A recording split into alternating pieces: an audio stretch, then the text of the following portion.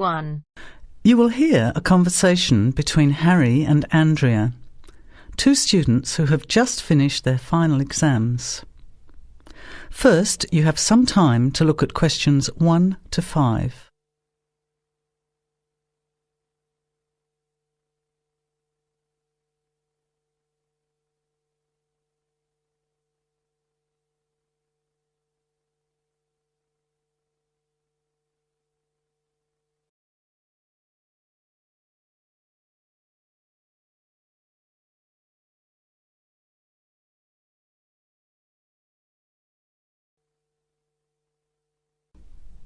You will not hear the recording a second time. Listen carefully to the conversation and answer questions 1 to 5. Hi, Andrea. How are you feeling now that exams are over? It's fantastic to have finished, isn't it?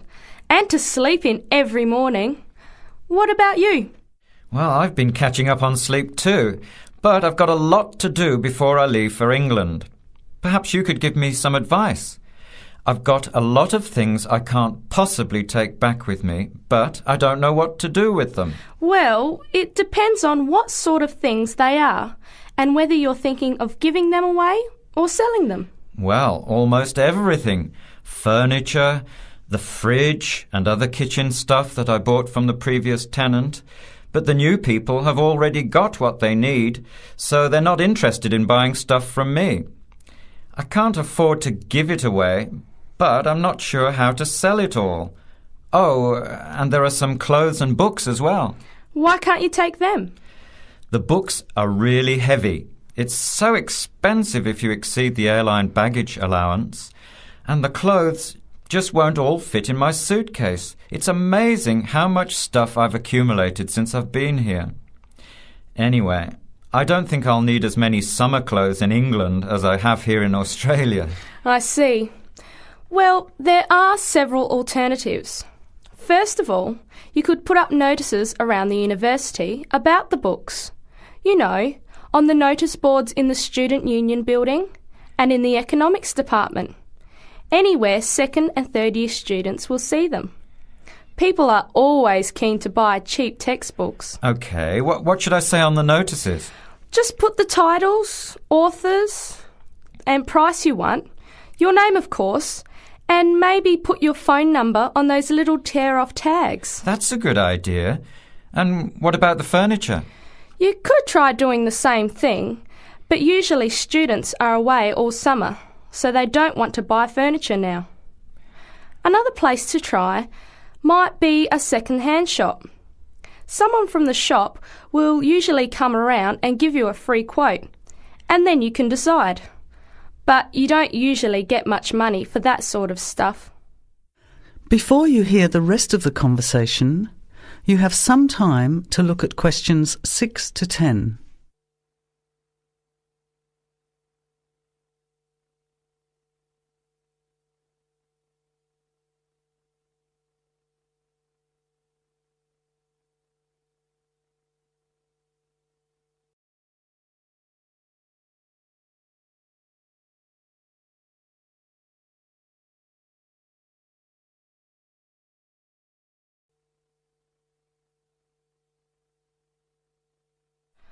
Another alternative is to put an advertisement in the Trading Post. Do you know that paper? It comes out every week advertising things people want to sell. You have to pay to put the advert in and then hope people phone. Give them as much information as possible, and if they're interested, invite them to come and have a look.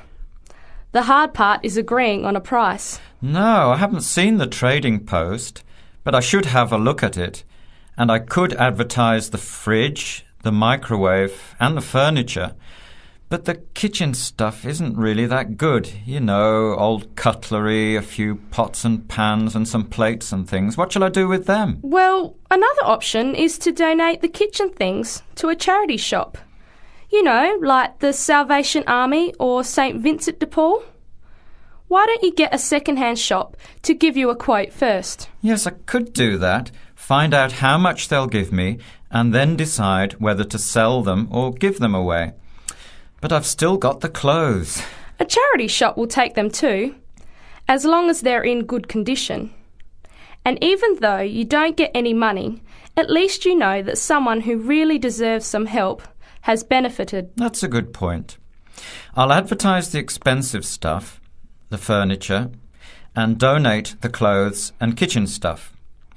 Let's go and buy a trading post and you can help me write the advert. Well, actually, I'm interested in buying the fridge and the microwave, depending on the price, of course. OK, let's see how good you are at bargaining. That is the end of part 1. You now have half a minute to check your answers.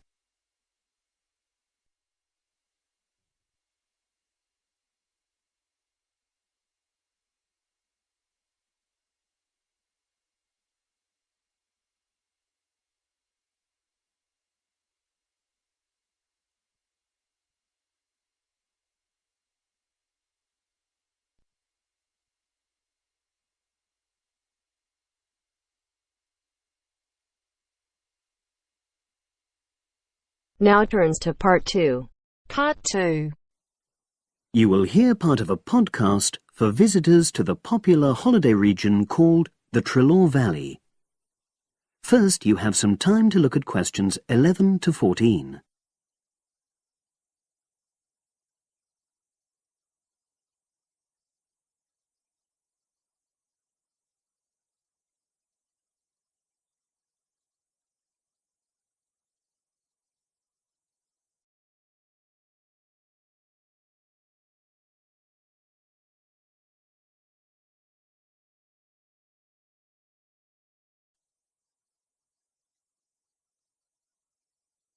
Now listen and answer questions 11 to 14. The valley and estuary of the River Trelaw forms an unspoilt, beautiful landscape, rich in both wildlife and sites of historic interest. There are many ways to explore the area, and public transport links are good. It is possible to leave your car behind and travel by boat, train, or bus, with just short walks in between stops. The Trelaw Valley Passenger Ferry runs between villages along the river estuary and provides a link with a train station at Barry, which is about 10 minutes' walk from the riverside village of Calton. In the past, the river was the main form of transport in the area, and as in the past, today's ferry service operates according to nature. The river estuary is tidal, and so the ferry timetable differs from day to day, according to the times and height of the tide. The ferry is also seasonal, normally running between April and September, depending on the weather. A timetable for the whole year can be downloaded from the internet by visiting www.trelawferry.co.uk. If you just want to sit and relax and enjoy the lovely scenery, you can take a river cruise to Calton and back from the nearby city of Plymouth. In the past, steamships brought early tourists along the same route. Queen Victoria and her family enjoyed such a trip in 1856. The journey is quicker these days. The round trip takes between 4 and 5 hours, depending on tides and weather. If you prefer, you can travel upriver by boat and return to Plymouth by train. All cruise boats and trains have wheelchair access. For more information and for departure times, ring Plymouth Boat Cruises on 017-528-23104. Trains run several times a day throughout the year between Calton and Plymouth, with various stops in between.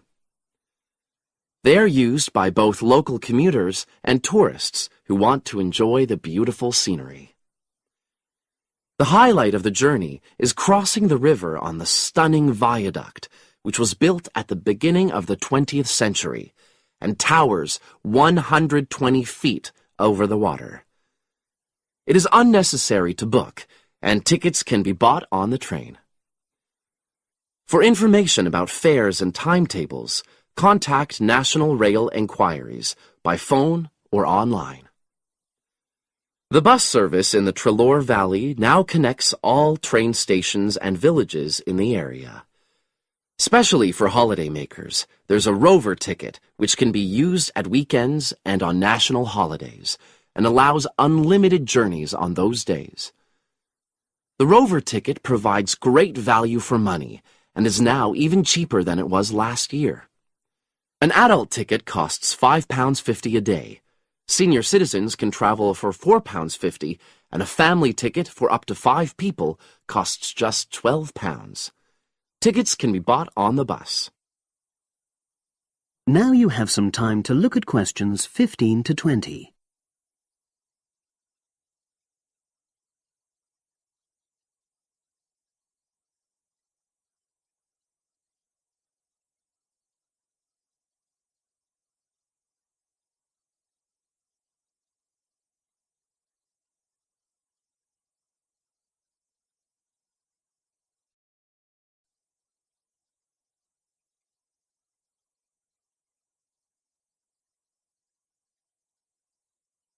Now listen and answer questions 15 to 20.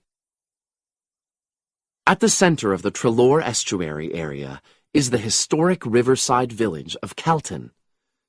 The main road comes into the village from the south, and for those of you who are arriving by bus, it turns left just before the bridge and stops in the lay-by on the left-hand side. From there, it's just a short walk to Calton's various attractions. If you're arriving by car, you have to leave it in the main car park. Go over the bridge and take the first turning on the right. Then go on until you come to the end of that road. It's the only place to park in Calton, but there's no charge. If you're interested in local history, there's a museum in Calton with farming, fishing, and household implements from the late 19th century. As you come in from the south, cross the river and go straight on the same road until you reach the end. Also, on the subject of history, you can go and see the old mill, which has recently been renovated and put back into use. Turn left before you come to the bridge. Then go straight on and then take the first turning on the right. This leads straight there. If you're interested in arts and crafts, there's a potter's studio where you can watch the artist at work. After crossing the bridge, turn left, and it's the second building on the left. Finally, when you feel in need of refreshments, there's a cafe opposite the old boathouse and a picnic area near the mill. That is the end of part 2. You now have half a minute to check your answers.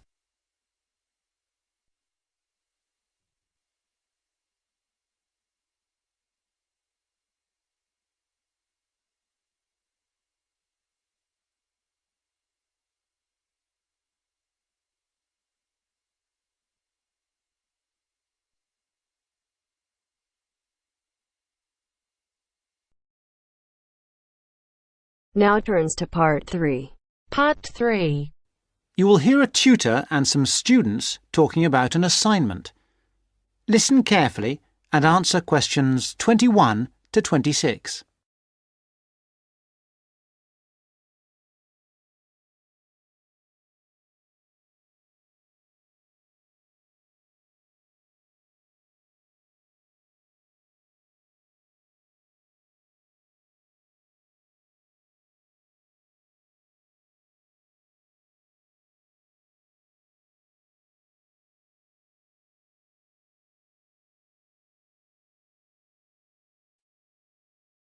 Come in. Sit down. Good to see you. Hello. Hello. Now, this assignment. The best thing we can do, I think, is to think how we can approach it. The main point is to investigate television, but not what's happened in the past.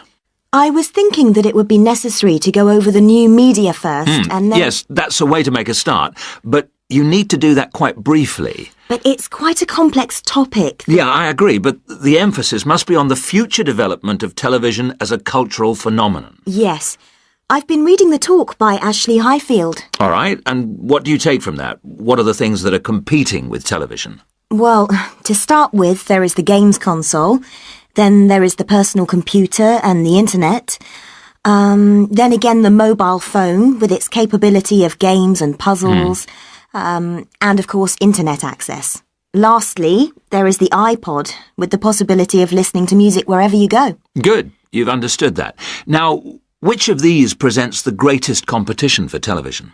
Well, according to the research, it's video games. Yes, that's true at present, but in the future... I think the phone will present the greatest threat then. And why? Because it's mobile, portable, and it's developing fast. Yeah, I think you're right. You need always to look to the future and try to assess how things will develop, as we said. Good. Now, you need to move on to the new social trends in connection with television. Is one of them the idea that programmes might become shorter and shorter? Ah, yes. The average programme might be 10 minutes. Or even less. Just mini-programmes, say 4 to 5 minutes long. Now, do you think you can get access to all the materials you need? The problem at the moment is the library. Oh, yes? What's happening there? There's a tremendous amount of noise because of the new extension they are building. It's quite impossible to work there. They are stopping work for a week next week, I believe, and then all the sections will be open. There's a hold-up because some roof tiles have not arrived, so there'll be peace for that week. But then after that, the media studies section will be closed for a week, and all the noise and dirt will start up again. Yes, the sociology section will be open, and there's some good stuff there for you on this topic, and it's further away from the noise. Yes, I don't think the sociology section is affected at all, and neither is the journal section. No. Obviously, they're rotating the closures, and it was sociology's turn to close for a week last term. I think we should make a complaint. Yeah, I think you should. I've had a word with the library staff. They are very sympathetic, but... They are affected by these works just as we are. If I were you, I'd make a complaint directly to the premises committee. They only meet once a year, but in fact I know they're having a meeting next Tuesday. You might like to make contact with them, but don't say that I suggested this. Yes. But the Students' Union might be better since they are independent of the university. That's true, but I can't imagine that people haven't already approached them about this. Let's try the premises committee. Good idea. Why not? OK. Now, don't forget I need a copy of your dissertations by email and 2 copies in print, that is, on paper. If you give the reprographics office 24 hours' notice, they'll make copies for you.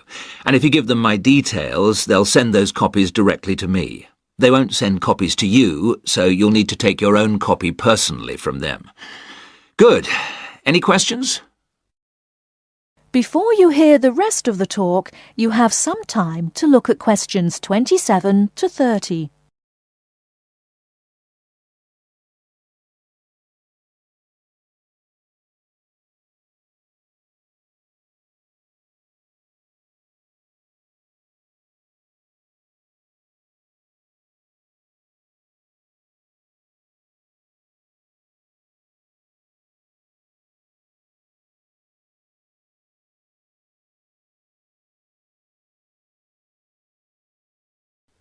Now answer questions 27 to 30.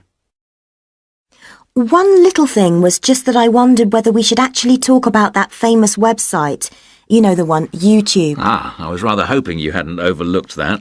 Good point. It's mostly homemade videos. I suppose you could say that each video is a television version of a podcast. Anything else? Yes, I've got a question, I'm afraid. I'm not completely clear about the exact meaning of culture, as we are using it in this subject.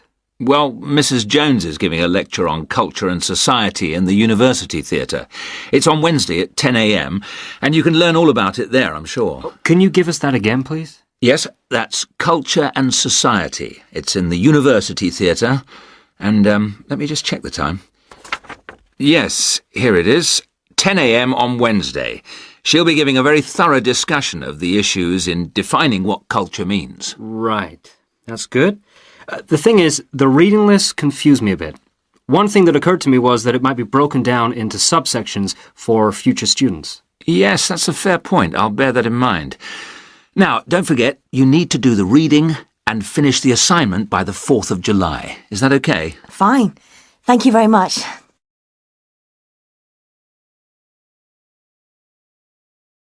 That is the end of part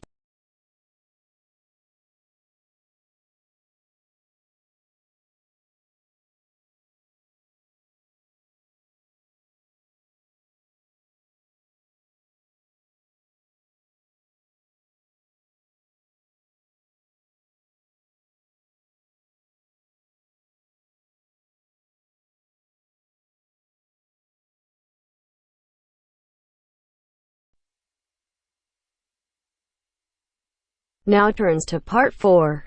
Part 4. You will hear part of a lecture on wildlife. Listen carefully and answer questions 31 to 40.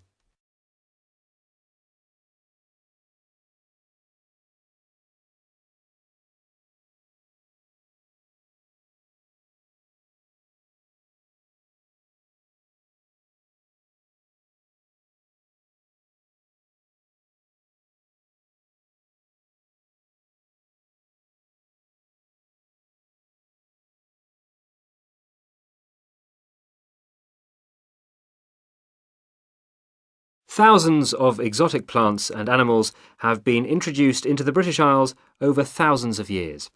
These newcomers compete with native species for resources and can also cause major changes in the wildlife and in the habitats of our countryside. The problem is not just British, of course, but global, and it has been going on for centuries. One good example of this I'd like to mention today is the European starling.